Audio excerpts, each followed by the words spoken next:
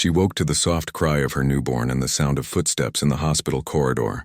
For a moment, she didn't know where she was. The white walls, the thin blanket over her body, the smell of antiseptic. It all felt like a dream that wasn't quite real.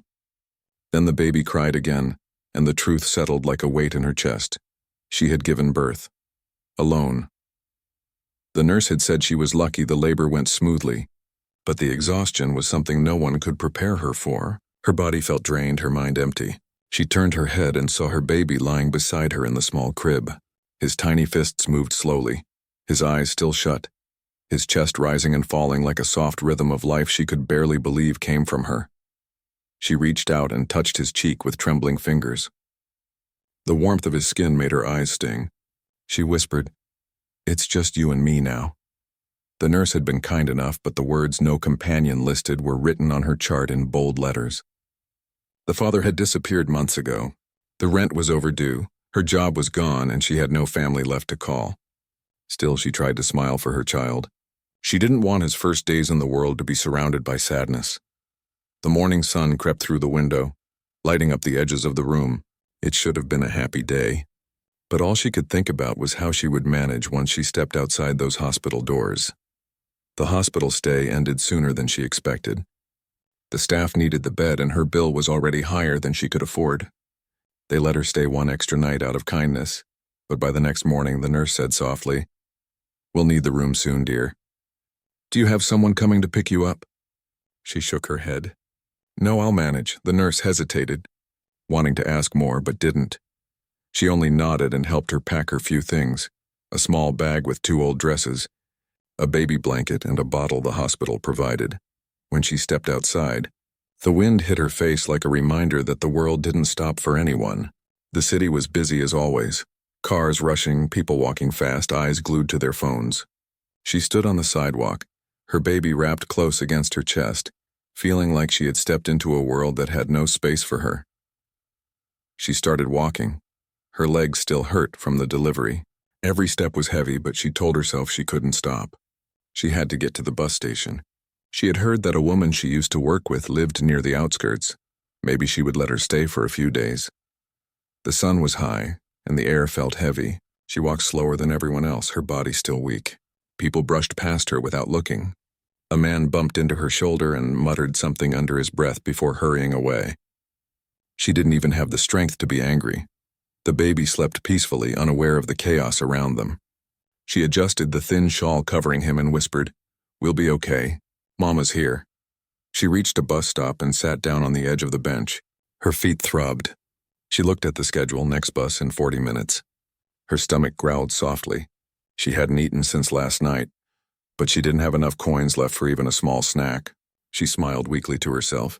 Maybe she'd find something later. Right now, she needed to hold herself together. Minutes passed slowly. She felt her head getting light. The sounds of the city started to blur, the horns, the chatter, the footsteps. She blinked hard, trying to stay awake. The baby moved a little, and she adjusted her grip. Then her vision started to dim. She blinked again, but everything was spinning now. Her body felt cold even under the afternoon sun. Her heartbeat echoed in her ears. She tried to call out for help, but her voice barely came out. The next moment, her knees gave way. She fell forward, still clutching her baby. The ground felt hard and distant, her mind too hazy to understand what was happening. People saw her fall. A few slowed down. One woman gasped, but then looked around, unsure what to do. Someone whispered, "Is she okay?" but didn't move closer. The baby began to cry, a soft, desperate sound that cut through the noise of the street. The mother tried to move, tried to sit up, but her arms were weak. She whispered something no one could hear. More people gathered at a distance, but no one stepped forward. Some took out their phones, some simply looked and then turned away. It was easier to assume someone else would help. Minutes passed. The baby's cries grew louder. Then, from across the street, a man in a dark coat stopped. He had been walking quickly, phone in hand, his mind lost in numbers and meetings. But when he saw the woman on the ground, something in him froze. For a second, he hesitated like everyone else. Then he dropped his phone into his pocket and ran across the street, ignoring the honking cars. He knelt beside her. Her eyes were half open, her lips pale. The baby was still in her arms, his small face red from crying. "Miss?" he said softly, his voice calm but firm. She didn't answer. He checked her pulse. It was weak but there. Relief washed through him. He looked around. "Someone call an ambulance," he shouted, but most people just stared. A young man finally fumbled for his phone. The man in the coat took off his scarf and placed it under her head. Then he carefully lifted the baby from her arms. The little one quieted slightly, maybe sensing safety. The man looked at the woman again. She looked so fragile, like a candle burning at its last flicker. He brushed a strand of hair from her face. "You're going to be fine," he murmured. When the ambulance arrived, the paramedics rushed over. The man handed them the baby carefully and helped lift the woman onto the stretcher. One of the medics asked, "Are you a relative?" He hesitated. "No, I just found her. Do you want to come along?" He nodded without thinking. Inside the ambulance, he sat beside her, holding the baby while the paramedics worked. The siren wailed as the city blurred past the window. He couldn't look away from her pale face. She reminded him of something, someone from long ago. When they reached the hospital, the doctors took her in right away. He stood in the hallway, still holding the baby, feeling strangely helpless. He wasn't used to feeling like that. He was a man who usually solved problems with money and logic. But this was different. After a few hours, the nurse came out and said she would be okay. Exhaustion, dehydration, and low blood pressure, that's what caused her to collapse. The baby was healthy, just hungry and scared. The man let out a breath he hadn't realized he'd been holding. He looked through the small window of her room. She was lying still, hooked to an IV, her face peaceful now. He watched for a while before quietly handing the baby to the nurse. "Make sure they both have everything they need," he said. The nurse nodded. "Are you family?" He paused, then said, "No, just someone passing by." He turned to leave, but his feet didn't move. Something about walking away felt wrong. So he sat down in the waiting area, elbows on his knees, staring at the floor. He told himself he'd stay just until she woke up, just to make sure she was really okay. Hours passed. The lights in the corridor dimmed. Nurses walked by quietly. The man didn't notice the time. His phone buzzed again and again, but he didn't answer. When the nurse finally came out and said she was awake, he stood up instantly. She looked confused when he entered the room. Her voice was weak. Where am I?" "In the hospital," he said gently. "You fainted on the street." Her eyes filled with tears when she saw her baby beside her. "Is he?" "He's fine," the man said quickly. "He's sleeping now. You both are safe." She tried to sit up, but he stopped her softly. "Don't, you need rest." "Thank you," she whispered. I didn't think anyone would stop." He looked at her for a long moment. "You're welcome," he said quietly. He didn't tell her how close she had been to never waking up. He didn't tell her how many people had walked by before he arrived. Outside, the rain began to fall, soft, steady, like a lullaby for the restless city. In that small hospital room, two lives that had never meant to cross had found each other. Neither of them knew what that moment would lead to. But it was the beginning of something that would change both of them forever. When the morning light came through the window, she opened her eyes slowly. Her body still ached, but her head felt clearer than it had in days. For a few seconds, she didn't remember where she was. Then she saw the white walls, the beeping monitor, and the small crib beside her bed. Her baby was still sleeping, his tiny face calm. Relief washed over her like warm water. She turned her head and noticed a folded blanket and a paper cup of coffee on the side table. The nurse must have left them, she thought. But when she reached for the cup, she noticed a note under it. The handwriting was neat. "Rest well. You and your baby are safe. The hospital bill has been taken care of." There was no name. Her hand trembled slightly as she read it again. She looked around the room, expecting to see someone watching, but there was no one. The nurse entered just then with a soft smile. "You're awake." "That's good," the nurse said. "How do you feel?" She nodded. "Better, but who paid for me?" The nurse hesitated for a moment. "A gentleman brought you here yesterday. He said his name was Mr. Lawson. He asked to make sure you had everything you needed." "Mr. Lawson?" she repeated, frowning. "I don't know anyone with that name." The nurse smiled faintly. "Maybe you met him recently." "He seemed kind." Kind. That word felt strange in her mind. Kindness wasn't something she had seen much of lately. After the nurse left, she sat quietly, staring at the note again. Who was this man? Why would a stranger go out of his way to help her? She tried to remember his face, but her memory was blurry. She remembered falling, the baby crying, and then someone's voice, calm and deep, telling her she was safe. The next day, she was strong enough to stand. The doctor told her she could be discharged soon. They gave her vitamins and told her to eat well. The nurse handed her a small envelope. He left this for you, she said. Inside were a few bills, more than enough for food and transportation. She stared at the money for a long moment. Her first instinct was to refuse it, but there was no one to refuse. The man had already disappeared. She spent the rest of the day feeding her baby and watching the rain outside. The world outside that window felt far away, almost unreal. For the first time in months, she felt safe, but she also felt small and unsure. Later that evening, she decided to step out into the hallway for a short walk. Her legs were still weak, but she needed to move. As she walked, she noticed the hospital staff greeting a man in a charcoal coat near the front desk. Her heart skipped. It was him.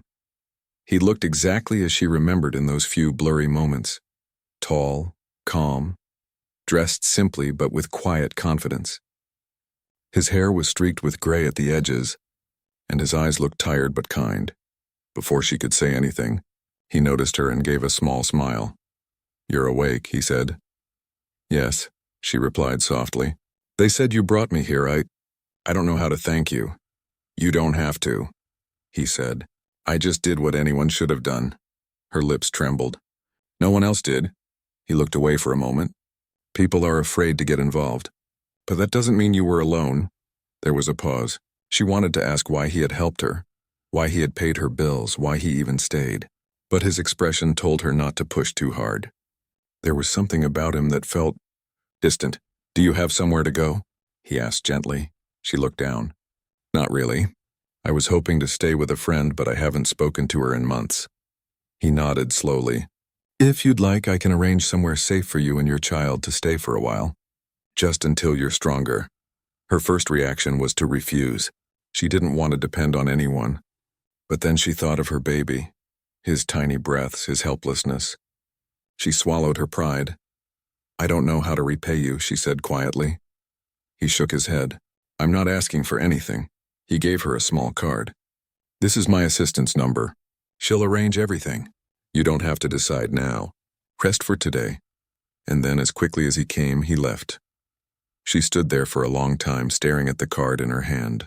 The name David Lawson was printed in fine letters, followed by a company name she didn't recognize. That night she couldn't sleep. Her baby's soft breathing filled the room, and the city lights flickered outside. Who was this man? Why would someone like him, a man with expensive shoes and a car that probably cost more than she'd ever earn, care about someone like her? By morning, the nurse came in with discharge papers. "You're free to go," she said cheerfully. "Do you have somewhere to stay?" She hesitated. Then she looked at the card again. "I think I do," she said. She called the number. A woman answered politely and told her to wait at the hospital entrance. An hour later, a black car stopped by the door. The driver stepped out and opened the door for her. She climbed in carefully, holding her baby close. The seats were soft. The air smelled faintly of leather and flowers. She had never sat in a car like this before. The driver didn't say much. He simply nodded and started driving. The city outside blurred by, shops, crowds, the rush of life she was no longer part of. She felt both grateful and nervous. After about 20 minutes, the car slowed in front of a quiet building. It wasn't a mansion, but it was clean and peaceful, with white walls and flowers by the entrance. Inside, an older woman greeted her kindly. "Welcome, dear. Mr. Lawson arranged for you to stay here for a few weeks. This place is safe. You can rest and recover." The woman showed her a small room, a bed, a crib, and a window overlooking a garden. For a moment she thought she might cry. It had been months since she slept in a bed that felt warm and safe. Over the next few days she began to settle in. She spent her mornings feeding and caring for her baby, and her afternoons helping the older woman in the kitchen as a way to show gratitude. The woman, who introduced herself as Mrs. Hale, was kind but quiet. She said she managed the house for Mr. Lawson and a few other guests who came and went. "You're lucky he found you," Mrs. Hale said one afternoon as they folded laundry together. He doesn't usually get involved in people's lives. Why did he help me then? She asked softly. Mrs. Hale gave a small, knowing smile. Maybe you reminded him of someone. That night, as she rocked her baby to sleep, she thought about that. Someone. Maybe he had a family once. Maybe he had lost someone. She didn't know. But she felt a strange connection to him, a quiet understanding that didn't need words. A few days later, she saw him again. He arrived in the evening, dressed the same way, his expression calm. She was sitting in the small garden, her baby in her arms. He stopped a few steps away. You look better, he said. Thanks to you, she replied. He sat down on the bench beside her, keeping a respectful distance. For a while they said nothing. The sound of the wind in the trees filled the silence. Do you work for that company? She asked, glancing at his card. He nodded. I own it. Her eyes widened slightly. You're the owner? He smiled faintly. Yes, though it sounds less impressive than it is. It's just a small investment firm. She didn't understand much about such things, but she could tell he was being modest. He had the air of someone used to responsibility, someone who carried more weight than he admitted. Why did you help me? She finally asked. He looked at her for a moment, then at the baby. Because once, a long time ago, I didn't help when I should have. She didn't ask more. His voice carried enough pain to stop her. After he left, she thought about his words again and again. There was something behind them, something heavy and unspoken. Over the next few weeks, her strength returned. She found comfort in small things, feeding her baby without worry, feeling the warmth of sunlight through the window, hearing the laughter of children in the nearby park. For the first time in a long time, she began to hope. One morning, Mrs. Hale told her, Mr. Lawson wants to see you at his office tomorrow. Don't worry, it's nothing bad. He said he wants to discuss something about work. Work? She repeated, surprised. Yes. Maybe he has an idea for you. The next day, she dressed as neatly as she could in her simple clothes and went with the driver to his office. It was in a tall building with glass walls that reflected the city sky. She felt small walking through the lobby, surrounded by people in suits. When she entered his office, he stood up to greet her. Please sit, he said. She sat nervously, clutching her hands in her lap. I wanted to ask if you'd be interested in working with us, he said. We have a small department that handles client records and communication. You mentioned before you used to work in an office, didn't you? She nodded slowly. Yes, but that was a long time ago. I'm not sure I'd be good enough now, he smiled. I believe you would. And you can work part-time from home for now. I'll make sure you have what you need. She didn't know what to say. Gratitude, disbelief, and relief mixed inside her all at once. I don't know how to thank you, she said quietly. Don't, he replied. Just take care of your child. That's thanks enough. As she left the office, she felt a lightness she hadn't felt in years. She had a place to stay, food to eat, and now, a chance to rebuild her life. But more than that, she had met someone who saw her not as a burden or a mistake, but as a person worth saving. That night, as she looked at her sleeping baby, she whispered softly, We're going to be okay. And for the first time since everything had fallen apart, she truly believed it. The weeks that followed were quiet, almost peaceful. For the first time in a long while, Mira had something that resembled a routine. Each morning she woke early, fed her baby, and sat by the window watching the light rise over the city roofs. She could smell the faint scent of flowers from the garden below. And for a few moments, she felt like life had slowed down just enough for her to breathe again. The job Mr. Lawson offered turned out to be simple but steady. She worked part-time from the small desk in her room, typing client notes and sorting emails for his company. The tasks weren't hard, but they gave her something more than money. They gave her a sense of purpose. She felt useful again. She no longer had to worry about where her next meal would come from. Every time she sent her finished work to the office, she felt proud. Her baby, now a few months old, had started smiling. Those small moments, his laughter, his tiny fingers gripping hers, became the center of her world. Sometimes she'd look at him and whisper, You saved me. Because deep inside, she knew that without him, she might have given up long ago. Mrs. Hale, the woman who managed the guest house, became like a quiet guardian. She didn't ask too many questions, but her presence was warm. Some days they'd sit together with tea, talking about simple things, the weather, the neighbors, the flowers blooming outside. Mrs. Hale told stories about when she was young, about how life could turn around when you least expected it. One afternoon, as they sat folding laundry, Mrs. Hale said softly, "You know, Mr. Lawson comes here often, but he never stays long. He just checks if everything's running well. You must have made quite an impression for him to come by so often these days." Mira smiled shyly. "He's just kind. Maybe he worries too much." Mrs. Hale gave her a knowing look. "Maybe. But kindness like that always has a story behind it." That evening, when Mr. Lawson came by, he brought a small bundle of baby clothes. "For him," he said simply, setting them on the table. "You didn't have to," she replied, feeling a little embarrassed. "I wanted to," he said, then smiled slightly. "Besides, I think he's growing faster than anyone expected." Mira laughed softly. "He is. I can barely keep up." He sat down across from her, watching her feed the baby. There was something gentle in his eyes, not pity, not charity, something quieter like understanding. After a while, she asked, "Do you have a family?" He hesitated before answering. "I did," he said finally. "My wife, a long time ago." She looked up, her expression softening. "I'm sorry." He shook his head slightly. "Don't be. She was wonderful. We were expecting our first child when she passed away. Complications during birth. I wasn't there in time." The silence that followed was heavy but not uncomfortable. She could feel the pain behind his calm voice, the kind of wound that never really healed. "I think that's why I stopped that day," he continued. "When I saw you fall, it felt like the past was repeating itself and I couldn't just stand there again." Her throat tightened. She didn't know what to say, so she simply nodded. He smiled faintly. "You don't owe me anything, Mira. If anything, helping you helped me." After he left that night, she sat by the window long after the baby had fallen asleep. The city lights flickered outside like distant stars. She thought about what he had said, about loss, about being too late. For the first time, she understood the depth of his kindness. It wasn't just generosity. It was redemption. The next few days moved quietly. Mira continued working, sending reports and answering calls. Each time Mr. Lawson checked in, their conversations became a little longer, a little more personal. They spoke about small things, favorite foods, books, the way rain sounded on the window. One afternoon, as she was finishing her work, she received a message from the office asking her to come in for a meeting. It made her nervous. She had never been inside his building since that first day. She dressed neatly and took the bus with her baby in her arms.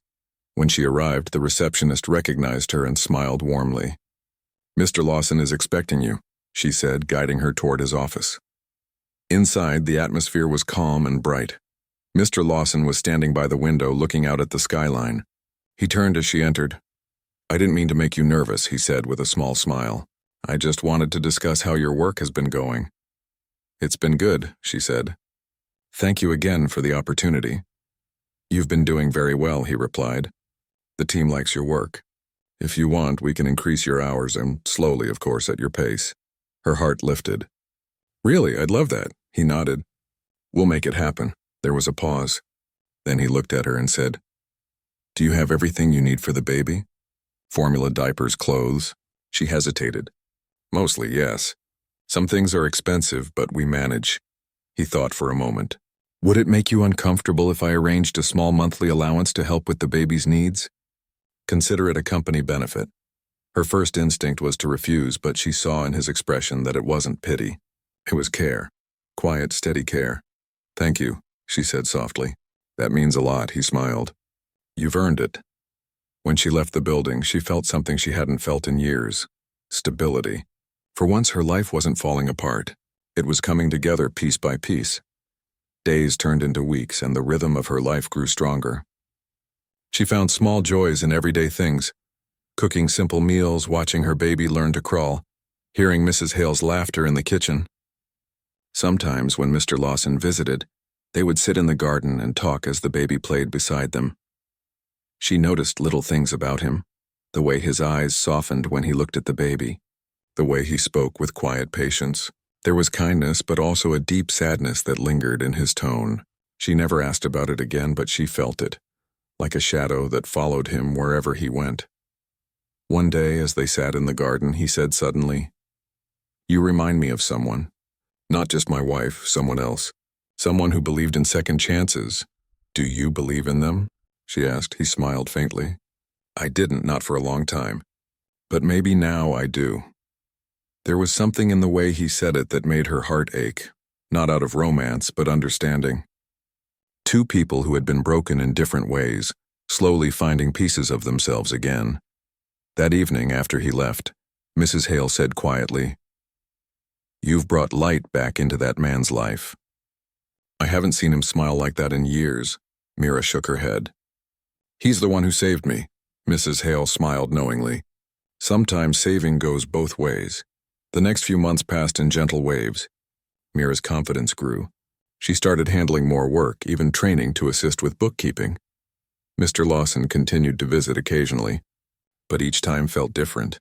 Not like a boss checking in, but like an old friend making sure she was all right. One afternoon, he invited her to a small charity event his company was hosting. It's just a dinner, he said. You don't have to come if you're uncomfortable, but I think it might be nice for you to meet people. She hesitated, then agreed. That evening, she wore a simple blue dress that Mrs. Hale helped her mend. When she entered the event hall, she felt out of place among the polished guests, but Mr. Lawson greeted her warmly. You look lovely, he said sincerely, and for the first time she believed it. Throughout the night, she watched him move through the room, calm, polite, gracious. People respected him, but there was a softness in his eyes that others didn't seem to notice. When he introduced her to his colleagues, he said, "This is Mira, one of our most dedicated people." Hearing that filled her with quiet pride. Later, as the event wound down, they stepped outside into the cool evening air. The city lights shimmered below. "Thank you for inviting me," she said. "I'm glad you came," he replied. "You belong here more than you think." She looked at him, unsure how to respond. Then she smiled. "You really think so?" "I do," he said simply. For a moment they stood in silence, both watching the city. The wind carried the faint scent of rain. When she returned home that night, she held her baby close and whispered, "The world isn't as cold as I thought." And she meant it. Over time, their lives continued to intertwine, not out of duty but through shared humanity. He never treated her as someone who owed him anything. She never saw him as just a man of wealth. Somewhere between those quiet visits, shared silences and honest words, they became something rare, two people healing side by side. Mira often thought about the day she had collapsed in the street, how no one had stopped, how the world had looked away. But now she realized something powerful. Sometimes, one stranger's act of compassion can change not just a day, but an entire lifetime. The months passed quietly, and life began to take on a calm rhythm that Mira had never known before. Each morning she woke to the soft sunlight that filtered through the curtains, her baby's gentle voice filling the air. The world that had once felt cold and unforgiving now seemed softer. There were still hard days, but she was learning to see beauty in small things. The smell of morning tea, the laughter from the garden, the kindness that still existed in people. Her work with Mr. Lawson's company had grown. What began as a small part-time job had slowly turned into something bigger. She now helped manage records and coordinate with clients. She wasn't just a name in a file anymore.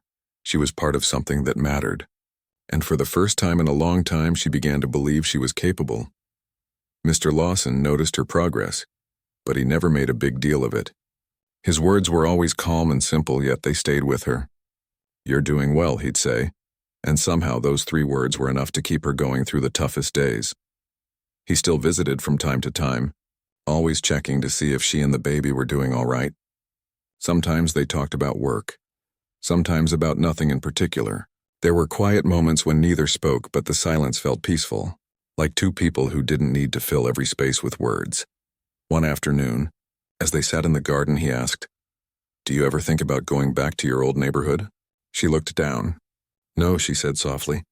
"There's nothing left for me there. That part of my life is over." He nodded, understanding. Sometimes leaving the past behind is the bravest thing a person can do. She smiled faintly. "I think you know something about that too." He didn't deny it. His eyes went distant for a moment, as if remembering something heavy. Over time, Mira learned more about him, not through his words, but through the people around him. Mrs. Hale told her how he had once been very different, always cheerful, always surrounded by people. But after his wife's death, everything changed. He became quiet, focused only on work. The mansion he lived in had become more like a museum than a home. It made Mira sad to think about. She couldn't imagine that kind of loss, but she could see how deeply it had shaped him. Still, something was changing in him. He smiled more often now, sometimes even laughed at small things. When he saw Mira's baby take his first steps, his eyes softened in a way that told her he hadn't smiled like that in years. One rainy evening, she received a call from him. His voice was calm but carried a note of exhaustion. "Can you come to the office tomorrow?" he asked. "There's something I'd like to discuss with you." "Of course," she said, though her mind immediately filled with questions. The next morning, she arrived at his office to find him standing by the window as usual, his hands in his pockets. The sky outside was gray and heavy with rain. "Thank you for coming," he said, turning toward her. "Please sit." She sat down, her heart beating a little faster than usual. "I wanted to talk about something personal," he said. "Not work this time," she nodded, waiting. He took a deep breath. "I've been thinking about setting up a small foundation in my wife's name. Something that could help women like you, those who've gone through hardship who need a second chance. I want to provide training, jobs, safe housing, things that can help people rebuild their lives." Her eyes widened. "That's a wonderful idea. I'd like you to help me run it," he continued. "You understand what it means to start over. You'd know what people really need." She was speechless for a moment. "Me? But I don't know anything about that kind of work." He smiled gently. "You know more than you think. You've lived it. You've survived it. That's more valuable than any degree." Her throat tightened with emotion. "I don't know what to say."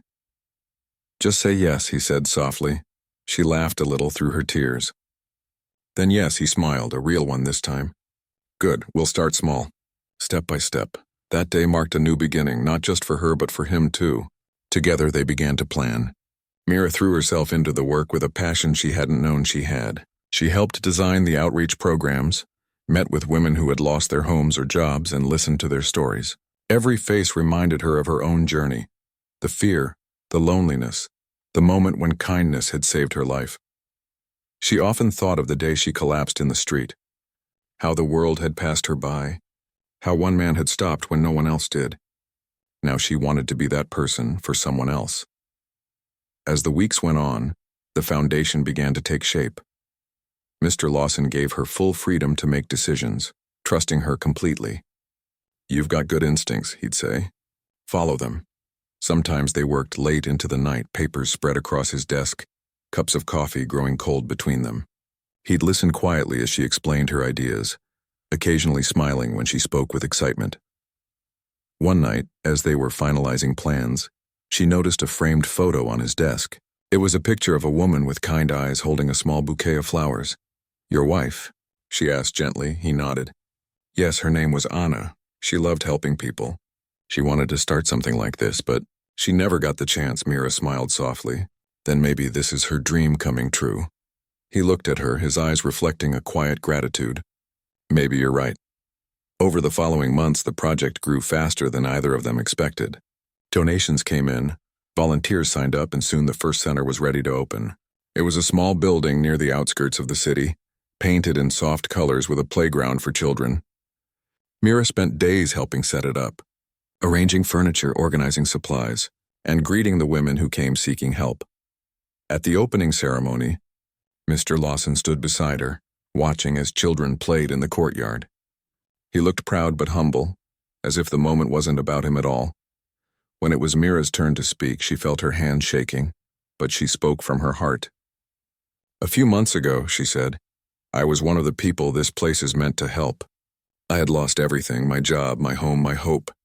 But one stranger stopped when no one else did. That small act of kindness gave me a chance to start again. This center exists because of that kindness, and I hope it becomes a place where others find the same hope I did." The room went quiet for a moment before people began to clap. Mr. Lawson's eyes glistened, though he quickly looked away. After the ceremony, he found her outside, standing near the entrance. "You spoke beautifully," he said. "I meant every word," she replied. He nodded. "I know." As the sun set, the two of them stood there quietly, watching families leave with smiles on their faces. For both of them, it felt like a circle had closed. Something broken had been made whole again. In the weeks that followed, the center became a small light in the community. Women came seeking help and left with new hope. Some found jobs, others found confidence. Mira worked tirelessly, guiding them, comforting them, teaching them the same lessons she had learned the hard way. Mr. Lawson often visited, but he no longer looked like a man burdened by the past. There was peace in his eyes now, a peace that came from knowing that out of tragedy something good had grown. One evening, as they were locking up the center, Mira said softly, "You know, I think your wife would be proud." He looked at her for a long moment, then said quietly, "She would have liked you." They smiled at each other, not needing to say more. That night, as Mira walked home with her baby asleep in her arms, she looked up at the stars. For the first time, she didn't feel small beneath them. She felt connected, to life, to kindness, to something larger than herself. And somewhere deep inside, she understood that, even in a world that often looked away, there would always be someone who stopped to help. Someone who cared enough to lift another person up. The first winter after the center opened came with gentle snow and quiet evenings. Mira often walked through the courtyard, watching the white flakes cover the ground where the children used to play. The center was warm and full of laughter, and though her life was still modest, it was full in a way she had never known before. Each morning she woke early, made breakfast for her child, and then went to the center. The baby, now walking and speaking little words, followed her everywhere. People at the center loved the little one. It was like the child brought a sense of joy and innocence to everyone who met him.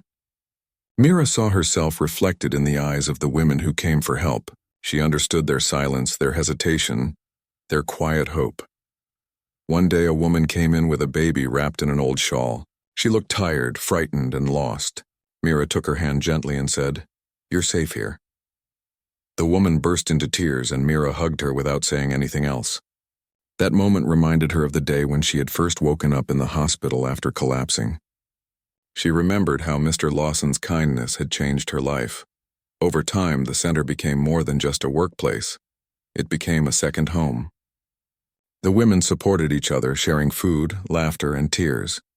Some learned new skills, some found small jobs, and some even started little businesses with the help of the foundation. Mr. Lawson came often, but now he seemed lighter. He smiled more easily and sometimes stayed to have tea with the women. They all respected him deeply, not because he was rich, but because he cared. One evening, after a long day, Mira found him sitting alone in his office at the center. Papers were spread across his desk, but he wasn't looking at them. He was staring out of the window at the falling snow. "You're still here," she said softly. He smiled faintly. "I was just thinking. It's strange how life works. You try to forget the past, but sometimes it brings you to the very place you were meant to be." Mira nodded, understanding exactly what he meant. Maybe the past isn't meant to be forgotten, she said. Maybe it's meant to teach us where to go next. He looked at her and said quietly, "You've changed a lot since the day I first saw you." She smiled. "You helped me believe I could." The next few months passed quickly. The center opened another branch in a nearby town. Mira began training new staff, sharing everything she had learned. She didn't see herself as a leader, but others did. The women trusted her, and she treated each one with the same kindness she had once received. Her child was growing fast. He followed her around the center, talking to everyone, making them laugh. Mr. Lawson seemed especially fond of him. Sometimes he would lift the child up, pointing at the pictures on the wall, telling little stories that made the boy giggle.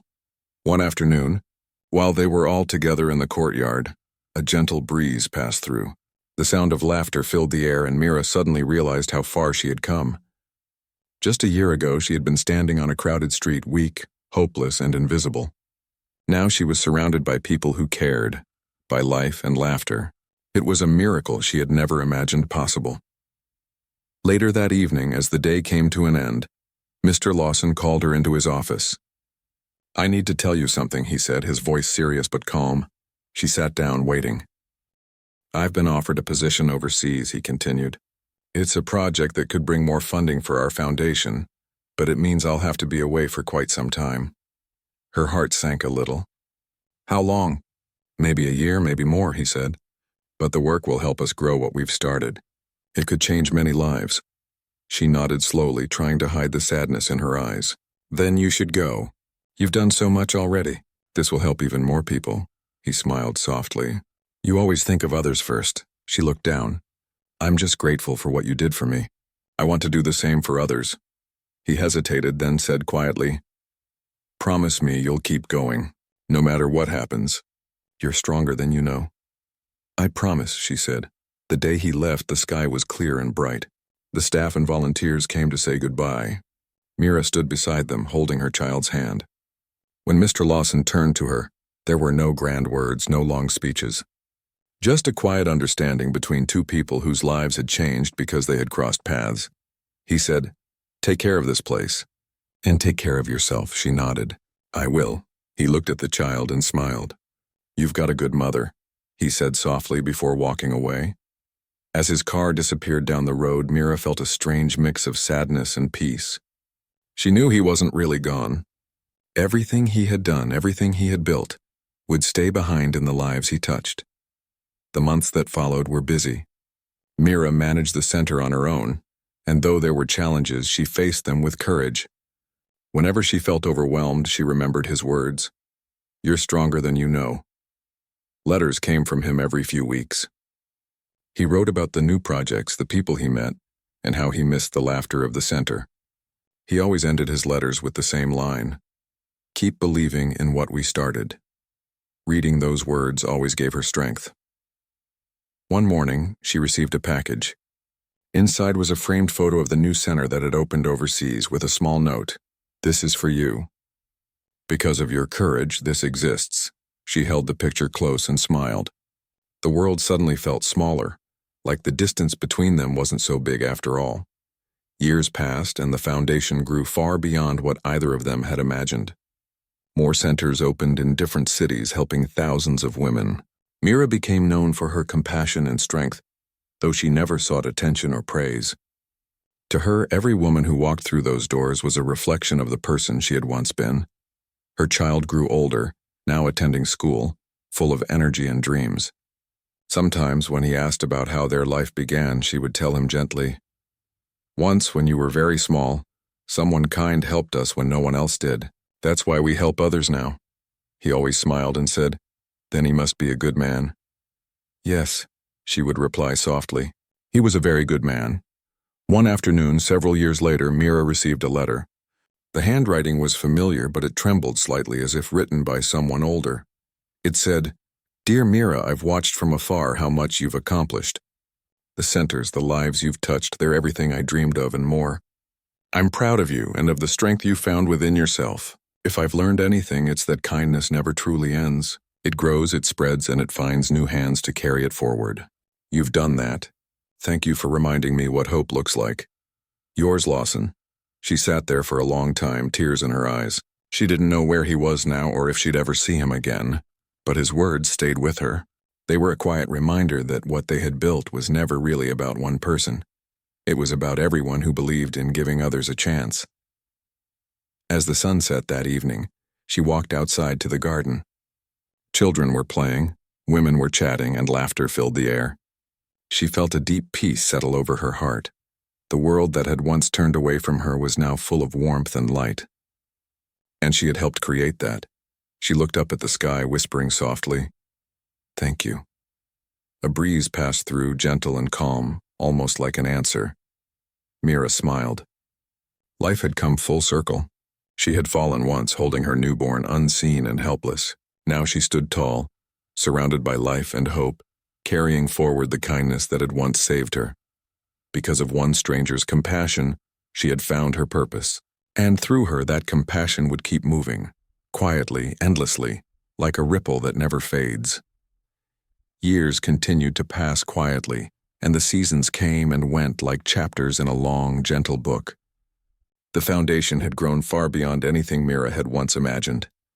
What had started as a small center was now a network of shelters, training programs, and outreach projects across the country. Everywhere she went, people recognized her as the woman who gave others a second chance. Though she always said softly, I was just given one first, her child, now a teenager, was growing into someone she admired more every day, kind, thoughtful, curious about the world. He loved helping at the center after school, organizing small events and playing with the children who came with their mothers. He had his father's calm eyes and her quiet strength, and when he smiled, Mira felt as though everything she had endured had been worth it. Life was stable, but not without its challenges. The work demanded a lot of time and energy, and sometimes the stories of pain she heard from others stayed with her late into the night. There were moments when she would sit alone in her office after everyone had gone home, looking at the framed photo Mr. Lawson had sent years ago.